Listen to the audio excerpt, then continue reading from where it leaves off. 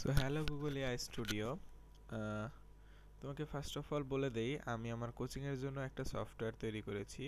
সেখানে তুমি একদম A to Z APK original dot HTML, attendance dot HTML, exam dot HTML এই ধরনের বিভিন্ন কোড দেখতে পারবে। অ্যাডমিন ডট এইচটিএমএল সবগুলো আমার কোচিংয়ের management, payment section and others, তোমার যা যা আছে, অ্যাটেন্ডেন্স, তাছাড়া এক্সাম, এই সব কিছু ম্যানেজমেন্ট করার জন্য মেনলি সফটওয়্যারগুলো ডেভেলপ করা হয়েছে। অ্যান্ড স্টুডেন্টরা যাইতে সেগুলো স্বাচ্ছন্দ্যে ইউজ করতে পারে সেই জন্য ইউজ করা একটা ডেভেলপ করা হয়েছে, সেটা হচ্ছে যে এই জিমস ইংলিশের স্টুডেন্ট পোর্টাল অ্যাপটা। এখন আমার বাকি সবগুলো কোডই ঠিক আছে, মেইনলি আমার স্টুডেন্ট পোর্টালটা আপডেট করতে হবে। তো স্টুডেন্ট পোর্টালে কি কি আপডেট করতে হবে আমি তোমাকে বলে দিই। সো ফার্স্টে যেটা করতে হবে, আমি যে লগ ইন করার পরে এরকম একটা পেজে যখন আসব, তখন এখানে হচ্ছে যে এই ডিটেলসগুলো যে দেখতে পাচ্ছি, দেখো এখানে যে দুইটা ছবি আছে, এই ছবিগুলো এরকম থাকবে না, বরঞ্চ আমার এপিকে অরিজিনাল ডট এইচটিএমএল এ যেরকম 6টা ছবি একদম একের পর এক স্ক্রল করে, ওই রকম স্ক্রল মানে স্ক্রল বলতে একের পর এক ফেড আউট অ্যানিমেশনের মাধ্যমে বা পপ আপ অ্যানিমেশনের মাধ্যমে শো করে। তো ওই রকম হবে কিছুটা, অ্যান্ড এখানে একটা অ্যারো চিহ্ন থাকবে, কেউ ডাইনে বামে ম্যানুয়ালি সোয়াপ করেও দেখতে পারবে। নোটিশ সেকশন যেটা, সেটা অটোমেটিক যে কোনো নোটিশ আসলে এইটা লাল হয়ে থাকবে আর কি, মানে মেনলি যেটা হবে লাস্ট কোন নোটিশটা এসেছে সেটা লোকাল স্টোরেজে সেভ থাকবে। অ্যান্ড প্রত্যেকবার লগ ইনের পর বা লগ ইন ছাড়াও, যেহেতু আমি এটা অল টাইম নোটিফিকেশন রিসিভ করাবো, তো সেই জন্য আমাকে ক্লাউড ফাংশনও করতে হবে কিছুক্ষণ পরে। তো আমি ক্লাউড ফাংশনটা একটু পরে করছি, তো যাইতে মানে অটোমেটিক নোটিফিকেশন রিসিভ করতে পারে সেই জন্য আর কি। তবে আপাতত যেটা হবে, কোনো নোটিশ আসলে এটা লাল হয়ে থাকবে। অ্যান্ড হচ্ছে যে এই যে নোটিফিকেশন বাটনটা, এই নোটিফিকেশন বাটনটা দেখো আমি প্রত্যেকবারই মানে যতবার করে এখানে আসি ততবারই এখানে এইরকম একটা মানে যতবারই লগ ইন করি পেমেন্ট স্ট্যাটাস আপডেট হয় আর কি, এই কারণে আর কি এইটা হয়। তো এটা ব্যাক এন্ডে আপডেট হোক, ব্যাক এন্ডে আপডেট হয়ে যদি কোনো সে নতুন কোনো বার্তা রিসিভ না করে তাহলে শুধুমাত্র এটা দেখানোর দরকার নেই। যদি নতুন কোনো বকেয়া রিসিভ হয় বা পেইড রিসিভ হয় বা কোনো আপডেট রিসিভ হয় তখন ওখানে নোটিফিকেশন দেবে। আর নোটিশ সেকশনটায় আমি অ্যাডমিন পোর্টাল থেকে যে কোনো নোটিশ দিলে যাইতে নোটিশগুলো দেখতে পারি। অ্যান্ড শুধুমাত্র লাস্ট 3টা নোটিশ এখানে দেখা যাবে। অ্যান্ড আরও নোটিশ যদি কেউ দেখতে চায় তাহলে আরও লোড করুনে ক্লিক করতে হবে। আর এখানে মেইনলি যেটা হাইভাবে ফোকাসে ইউজ করা হবে, অন ডিম্যান্ড লোডিং থাকবে অ্যান্ড হচ্ছে লেজি লোডিং থাকবে, অর্থাৎ স্টুডেন্ট যখন যেই পেজের যেই অংশটা ব্রাউজ করবে শুধুমাত্র সেই অংশের ডাটা লোড হবে, অকারণ ফুল ডাটাবেসের অন্যান্য ডাটাগুলো লোড হবে না। ইভেন কি নোটিশ সব কিছু লোকাল স্টোরেজে, কিছুটা বলতে গেলে ক্যাশ প্রিফারেন্স বা লোকাল স্টোরেজে সব সেভ হয়ে থাকবে। সো বারবার পরবর্তীতে লগ ইন হলে সব ডাটা আবার রিড করার প্রয়োজন নেই। যেই ডাটাগুলো আপডেট হয়েছে আপডেটেড ডাটাগুলো শুধুমাত্র রিড করবে। অ্যান্ড পেমেন্ট সেকশন যেটা, তুমি আমার এপিকে অরিজিনাল ডট এইচটিএমএলটা ব্রাউজ করলে দেখতে মানে কোডটা দেখলে দেখতে পারবে। সেখানে দেখবে তোমার কেউ যদি 25 সালে ভর্তি হয় সেক্ষেত্রে তার একাধিক মাসের স্ট্যাটাস দেখা যায়। মানে ধরো কেউ 25 সালে ভর্তি হয়েছে কিন্তু সে 25 সালে 2 মাস পড়বে অ্যান্ড বাকিটা 26 সালে পড়বে। তো সেই ক্ষেত্রে তার দুইটা স্ট্যাটাসই দেখা যায়, তো সেই রকম সিস্টেমটাই এখানেও দেখা যাবে। অ্যান্ড এখানে পেমেন্টের যে বিবরণগুলো দেখা যাচ্ছে এগুলোর পাশাপাশি কয়টার সময় সে দিয়েছে আর কি।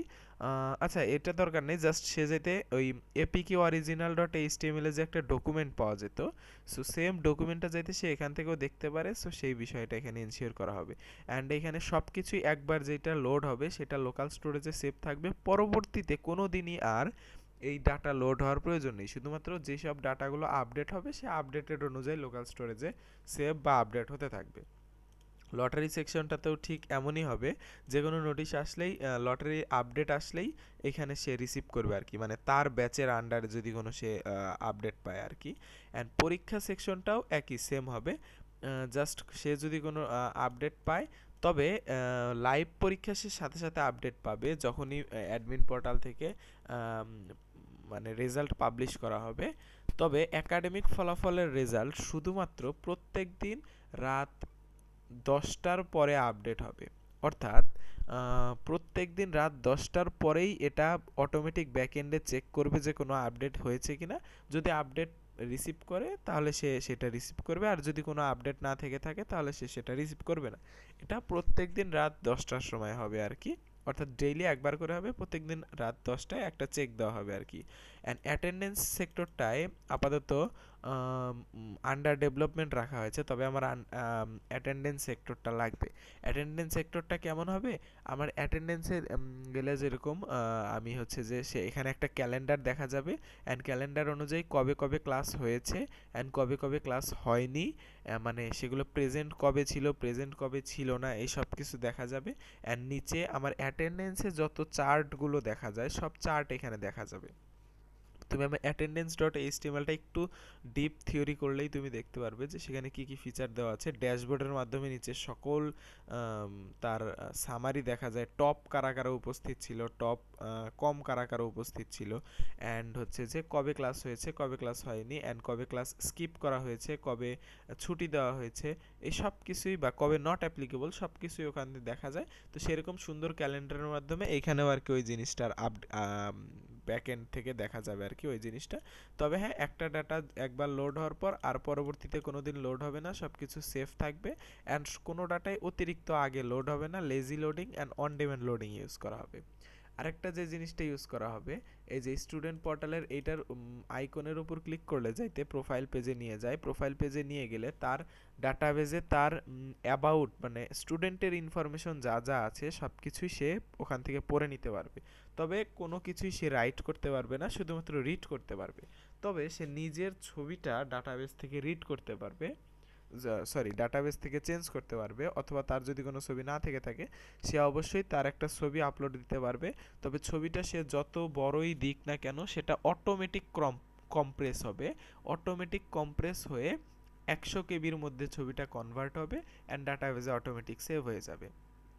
অ্যান্ড থ্রি ডট বারের মধ্যে অনেকগুলো অপশন দেওয়া থাকবে, যেমন হচ্ছে কি কি অপশন দেওয়া থাকবে সেটা তুমি আগের তোমাকে একটা পোর্টাল, আমার ওল্ড ভার্সনে একটা পোর্টাল এইচটিএমএল ছিল, বুঝতে পেরেছো? আমার সেই ওল্ড ভার্সনের পোর্টাল এইচটিএমএলটা তোমাকে দিচ্ছি, তাহলে তুমি থ্রি ডটের ভিতরে কি কি থাকবে সেটাও বুঝতে পারবে আর কি। তো এইটা করার পর মোটামুটি আপাতত তুমি আমাকে বাকি সব ফাংশনগুলো ঠিক রেখে কোডটা দাও, অ্যান্ড পরবর্তীতে যদি আরও কোনো আপডেট করতে হয় সেটা আমি তোমাকে অবশ্যই জানাবো।